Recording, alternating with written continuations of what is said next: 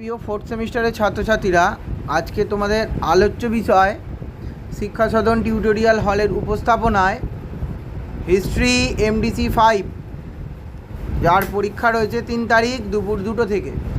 তো তোমরা নিজেরা প্রত্যক্ষদর্শী, তোমাদের এমডিসি 4-এর আমি যে লাস্ট মিনিট সাজেশান দিয়েছিলাম, শুধু এমডিসি 4 কেন বলবো, তোমরা 5 সাবজেক্টের যে সাবজেক্টের এমডিসি 4 বলো, অনার্স পেপার যারা আমার সাজেশান ফলো করে গেছো, তোমরা কে কত শতাংশ কোশ্চেন কমন পেয়েছো তোমরা সেটা নিজেরাই জানো। আর বিশেষ করে তো আমার ইতিহাস এবং বাংলা হচ্ছে মেন টপিক, এছাড়া রাষ্ট্রবিজ্ঞান, এডুকেশন এগুলো নিয়ে তো আর কোনো কথা হবে না।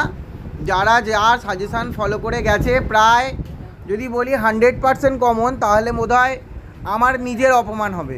যদি বলি 200% কমন, তাও বোধহয় তার থেকেও বেশি কোশ্চেন তোমরা কমন পেয়েছো। তোমাদের যেখানে প্রশ্ন লিখতে হবে 3টে, তোমরা সেখানে 5টা করে কোশ্চেন কমন পেয়েছো।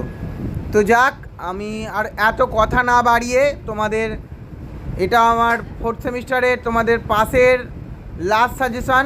আমি ফোর্থ সেমিস্টারের সমস্ত লাস্ট মিনিট সাজেশান, 31 তারিখে বাংলা আছে তার সাজেশান দিয়ে দিয়েছি, 1 তারিখে পলিটিক্যাল সায়েন্স আছে, 2 তারিখে সোশিওলজি আছে, 1 তারিখে ফিলোসফি রয়েছে, এবং 3 তারিখে এডুকেশান, হিস্ট্রি, সমস্ত সাবজেক্টের সিসি 5-এর এমডিসি 5-এর লাস্ট মিনিট সাজেশান আমি আপলোড করে দিয়েছি। তোমরা যারা এখনও পর্যন্ত ভিডিওগুলো দেখোনি, তোমাদের সকলের কাছে রিকোয়েস্ট রইল, সঠিক মানুষটিকে তোমরা নির্বাচন করে আমার চ্যানেলে ভিজিট করো এবং ভিডিওগুলো একটু পরীক্ষার আগে দেখে যেও। হয়তো আমার ভিডিওতে 1K 2K 3K ভিউজ আসে না, তবে আমি যেটা বলি সেটা করে দেখাই, এটাই হচ্ছে আমার কোয়ালিটি। তো যাক, তোমরা 20 নাম্বারের জন্য তোমাদের প্রশ্নের প্যাটার্ন জানো। তোমাদের 20 নাম্বারের প্রশ্ন লিখতে হয় 4টে দেওয়া থাকে, লিখতে হয় 2টো, 10 নাম্বারের প্রশ্ন লিখতে হয় 2টো, এবং 5 নাম্বারের প্রশ্ন লিখতে হয় 3টে। তোমরা 20 নাম্বারের জন্য যে প্রশ্নগুলো বলছি, একটা প্রশ্নকেও স্কিপ করবে না। প্রত্যেকটা প্রশ্নকে যেমন এমডিসি 4-এও রেডি করে গেছো, এমডিসি 5-এও রেডি করে যাও। সবার প্রথম রেডি করো, দিল্লির সুলতানি রাষ্ট্র কি একটি ধর্মাশ্রয়ী রাষ্ট্র ছিল? এই প্রশ্নটা 20-তেও আসতে পারে, 10-এও আসতে পারে। দিল্লির সুলতানি সাম্রাজ্য প্রতিষ্ঠায় ইলতুৎমিশের অবদান আলোচনা করো। নেক্সট, মোহাম্মদ বিন তুগলকের সংস্কারগুলি আলোচনা করো। আলাউদ্দিন খলজির অর্থনৈতিক সংস্কার সমূহ, তার সঙ্গে বাজার দর নিয়ন্ত্রণ অবশ্যই উল্লেখ থাকবে, আলোচনা করো। বিজয়নগর এবং বহমনি রাজ্যের মধ্যে সংঘাতের কারণগুলি আলোচনা করো, 10 নাম্বারের জন্য করো। সুলতানি যুগে ভারতের সুফিবাদের প্রসার কিভাবে ঘটেছিল, অর্থাৎ সুফি সাধকদের প্রভাব সম্পর্কে আলোচনা করো, 20 নাম্বারের মোস্ট ইম্পর্টেন্ট কোশ্চেন। সংস্কারক রূপে ফিরোজ শাহ তুগলকের মূল্যায়ন করো, অর্থাৎ ফিরোজ শাহ তুগলকের জনহিতকর কার্যাবলী আলোচনা করো, 20 নাম্বারের মোস্ট ইম্পর্টেন্ট কোশ্চেন। তাহলে ভালো করে বুঝে নাও এখান থেকে 20 নাম্বারের কোন কোন প্রশ্নগুলো করতে বললাম। আলাউদ্দিন খলজির অর্থনৈতিক সংস্কার, মোহাম্মদ বিন তুগলকের সংস্কার 10-এ করবে, 20-তে নয়। সুলতানি সুফিবাদের প্রসার 20-তে করবে। সংস্কারক রূপে ফিরোজ শাহ তুগলক 20-তে করবে। আর দিল্লির সুলতানি সাম্রাজ্য প্রতিষ্ঠায় ইলতুৎমিশের অবদান 20-তে করবে। দিল্লির সুলতানি রাষ্ট্র কি ধর্মাশ্রয়ী রাষ্ট্র ছিল, 10-এর জন্য রেডি করবে। মোহাম্মদ বিন তুগলকের সংস্কার 10-এর জন্য রেডি করবে। বিজয়নগর এবং বহমানি রাজ্যের মধ্যে সংঘাতের কারণ 10-এর জন্য রেডি করবে। আর বিজয়নগর থেকে এই প্রশ্নটা একটু দেখে যেও, ওই নায়াঙ্কার ব্যবস্থার বিশেষ উল্লেখ সহ বিজয়নগরের অর্থ সামাজিক ব্যবস্থার পরিচয় দাও। যদি পারো 10-এর জন্য করে যেও, 20-র জন্য করতে হবে না। নেক্সট আসি পরবর্তী পেজে, ঐতিহাসিক হিসাবে জিয়াউদ্দিন বারনির মূল্যায়ন করো, 10 নাম্বারের জন্য রেডি করো। ঐতিহাসিক হিসাবে জিয়াউদ্দিন বারনির মূল্যায়ন 10 নাম্বারের জন্য রেডি করো। দিল্লি সুলতানি স্থাপত্য রীতির ওপর একটি প্রবন্ধ লেখো, 20 নাম্বারের জন্য রেডি করো। দেখো 20 নাম্বারের জন্য আমি গোল পাকিয়ে দিচ্ছি। বিদেশি পর্যটকদের রচনা অবলম্বনে বিজয়নগর রাজ্যের বর্ণনা করো, এই প্রশ্নটাও রেডি করো। আর গিয়াসউদ্দিন বলবন কিভাবে দিল্লির সাম্রাজ্যকে সুদৃঢ় করেছিল, 20 নাম্বারের জন্য রেডি করো, 20 মার্কস।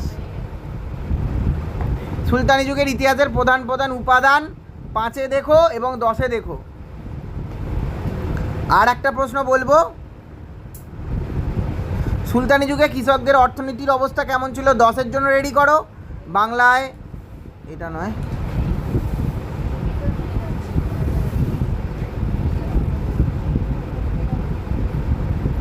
বাংলায় স্বাধীন সুলতানি প্রতিষ্ঠাতা রূপে শামসুদ্দিন ইলিয়াস শাহর ভূমিকা।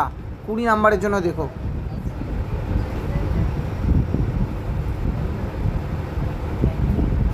আর পানিপথের প্রথম যুদ্ধের গুরুত্বটা 10 নম্বরের জন্য একটু দেখে দেখো।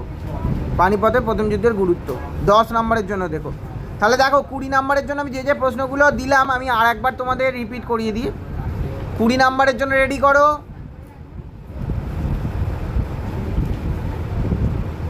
ইলতুৎমিশ, আলাউদ্দিন খলজি,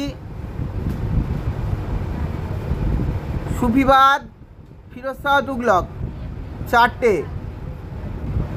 ইকতাব অবস্থা, সরি বলতে ভুলে গেছিলাম, ইকতাব অবস্থা মোস্ট ইম্পর্টেন্ট কোশ্চেন তোমাদের জন্য 20-তে আসার মতো প্রশ্ন।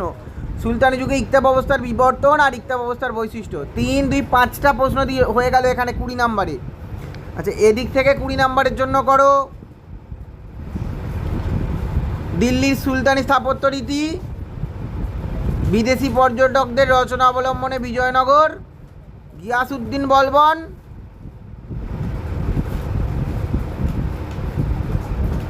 আর শামসুদ্দিন ইলিয়াস শাহ। 4টে 8টা 20 নম্বরের প্রশ্ন দিচ্ছি। এবার 10 নম্বরের জন্য কি কি করবে দেখো। দিল্লির সুলতানি রাষ্ট্র কি ধর্মাশ্রয়ী রাষ্ট্র ছিল? 10। মোহাম্মদ বিন তুগলকের পরিকল্পনাগুলো কেন ব্যর্থ হয়েছিল? 10। বিজয়নগর বহমানি রাজ্যের সংঘাতের কারণ? 10। নায়াঙ্কার ব্যবস্থা উল্লেখ করে বিজয়নগর সাম্রাজ্যের অর্থসামাজিক ব্যবস্থার পরিচয় দাও। 10।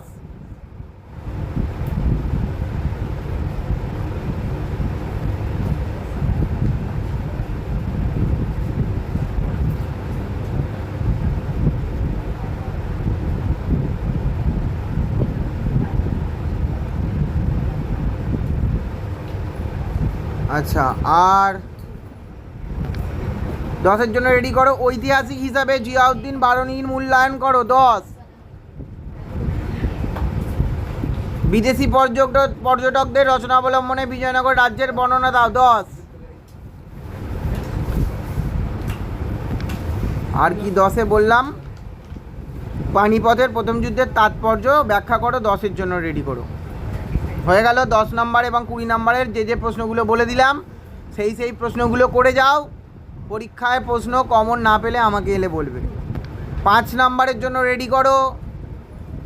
ইবন বতুতার রেহেলা, ভক্তিবাদের বৈশিষ্ট্য, আমির খসরু টিকা, মোহাম্মদ বিন তুগলকের প্রতীকী মুদ্রা প্রবর্তনের চেষ্টা কেন ব্যর্থ হয়েছিল? দিল্লির সুলতানি সাম্রাজ্যের পতনের জন্য ফিরোজ শাহ। 5 নম্বরের প্রশ্নের জন্য সুলতান রাজিয়ার পতনের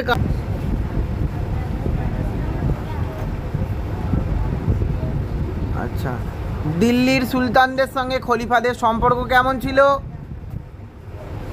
40 চক্র টিকা, প্রথম পানিপথের যুদ্ধের গুরুত্ব 5-এও করবে। বাংলার ইতিহাসে হুসেন শাহী রাজবংশের কৃতিত্ব 5-এ করবে। বহমানি রাজ্যে মামুদ গাওয়ানের ভূমিকা 5-এ করবে। খলজি বিপ্লবটা একটু 10-এও দেখে রেখো, 5-এও দেখো। ধর্ম সংস্কারক হিসাবে কবির এবং গুরু নানকের অবদান। আর বহমানি রাজ্যে মামুদ গাওয়ানের ভূমিকা। আদিনা মসজিদের স্থাপত্যের বৈশিষ্ট্য করতে হবে না, আদিনা মসজিদ করতে হবে না। এ দেখো, এই প্রশ্নটা দিলাম, এই প্রশ্নটা একটু 10-এ তোমরা দেখে যেও। ওই খারাজ, জাকাত, জিজিয়া আর খামোশ এদের মধ্যে পার্থক্য, এই প্রশ্নটা একটু 10 নম্বরের জন্য দেখে যেও। যে প্রশ্নগুলো বললাম ভিডিওটাকে পুরো মন দিয়ে শুনবে। আর 5 নম্বরে সুলতানি যুগে বস্ত্রশিল্পের বিকাশ আলোচনা করে একটু দেখে যেও। যে প্রশ্নগুলোকে বললাম সেই প্রশ্নগুলো একটাও স্কিপ করবে না, ভালো কথা মন দিয়ে শোনো। যে কটা প্রশ্নকে বললাম একটা প্রশ্নকেও স্কিপ করবে না, প্রত্যেকটা প্রশ্নকে খুব ভালোভাবে ধরে ধরে রেডি করে যাও। হাতে অনেকগুলো টাইম, আজ সবে বৃহস্পতিবার, আমি ইতিহাসের ভিডিও আপলোড করছি তোমাদের জন্য। এখনও 1 সপ্তাহ তোমরা হাতে টাইম পাচ্ছ। প্রত্যেকটা প্রশ্নকে ধরে ধরে রেডি করো। তোমরা সুস্থ থেকো, ভালো থেকো। যারা ভিডিওটাকে নতুন দেখছো, আমার চ্যানেলে যারা নতুন, চ্যানেলটিকে সাবস্ক্রাইব করে আমার পাশে থেকো এবং পাশে থাকা বেল আইকনটাকে প্রেস করে রেখো, যাতে আমি ভিডিও ছাড়ার সঙ্গে সঙ্গে নোটিফিকেশান তোমাদের কাছে পৌঁছে যায়। তোমরা সুস্থ থেকো, ভালো থেকো। আর খুব শীঘ্রই মানে 6 তারিখ বা 7 তারিখের পর থেকে তোমাদের 5th সেমিস্টারের সিলেবাস এবং কটা পেপার পড়তে হবে, কী কী সিলেবাস আছে, সব কিছু নিয়ে তোমাদের জন্য আলোচনা করে দেবো। তোমরা ভালো থেকো।